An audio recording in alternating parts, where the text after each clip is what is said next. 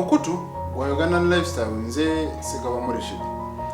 Kati olunaku olwaleero amunnange wali ekivulu eky'omuyimi Gladiator oyo nno ng'ali eno mu nkambi ya Paraso ate ne Charlian Skin.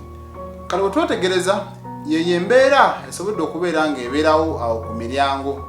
Side eyo gy'olaba eya ordinary era bw'ogitunulira mu butuufu abantu we bali.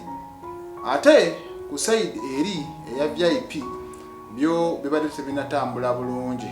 Katulinde tulabe gye bunaazibira we binaabeera. Nonno ebivulu ebiseera ebisinga oba okiteeseteese mu kibuga bayisa mukaaga olina okuba nga wamaliriza bakugamba 555 olina okuba nga ekivulu okiggala zigenda obeera mukaaga nga buli kimu abantu bafuluma ate kudda waabwe. Mu mbeera nga bwebadde ekivulu kyono bakirangidde weeks ndowooza zibadde 2 kubanga basooka ne balanga awo nti kigenda bbeerayo ku Hotel Africana oluvannyuma ne bakyusa venue ne bakitwala e Lugogo Cricket Oval. Ndowooza ebimu ku bivulu ebisembyeyo okubeera e Lugogo kyekyo ekya King Saha Mansour Semande ekyagenda maaso n'okubeera nga mwattu akimenya ebitooke. Bizagenda okubeera ssaawa ndowooza nga 11. Ekituufu kiri nti nga omutegesi wa Umoja akasente ke bw'abalabala asigalidde kubeera nga akuŋŋaanya magoba. Era abantu abajja ekikeereza eyo ssaawa 2-3 bano babagamba tiketi zaweddewo dda ne munda temulina omugenda kubeera nga muyimirira. Munatusonyiwa musobola omusanga mu extras.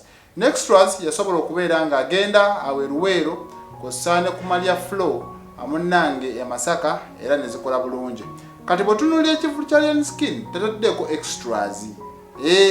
Taddeko extras amaanyi bagatadde ku kifo kimu ekya Lugogo Cricket Oval. Naye bw'otunuulira enkokola ezibaddewo naddala ku TikTok, Facebook n'emikutu emirala migatta bantu ng'abamu bavumirira abantu abanaagendayo ne babagamba mujja kubeera nga mubbibwako amasimu gammwe mujja kukubwa n'ebirala nga babeesinga ku ekyo ekyali awo mu Lubiri Emmengo mu Nkuuka. Kati ekirala nno full figure naye yasobodde okubeera nga yeewuunyisa ensi. Ono oluvannyuma lw'okumuyisaamu eggaali ate ku mulundi guno eno yazze ng'avumirira ekivulu kya munne.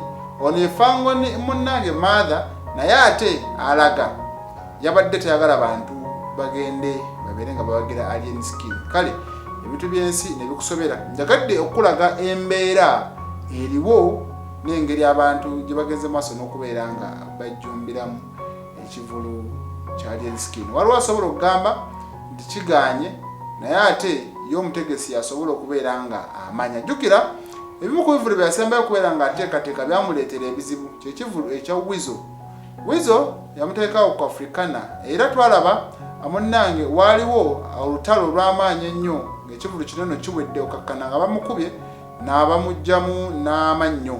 Embeera endala twagirabaawo lunaku lw'ekivulu lwennyini nga bannannyini kifo bayisiza oda obutaggulawo miryango. Kigambibwa okuba nti ono yali akyabangibwa eza venue n'ebirala.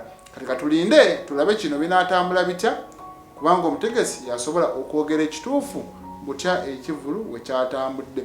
Olwo abasobola okugamba nti ab'obwerere babadde bangi naye nabo toyinza banenya yebeera ndowooza yaabwe. Ate waliwo n'abadde bayagala okiteekamu politics naye ensonga sofa bwetyo bwesobodde okubeera nga nze kulaga otegeere kyekyo ekiriwo. Nze Murishid Sigaba.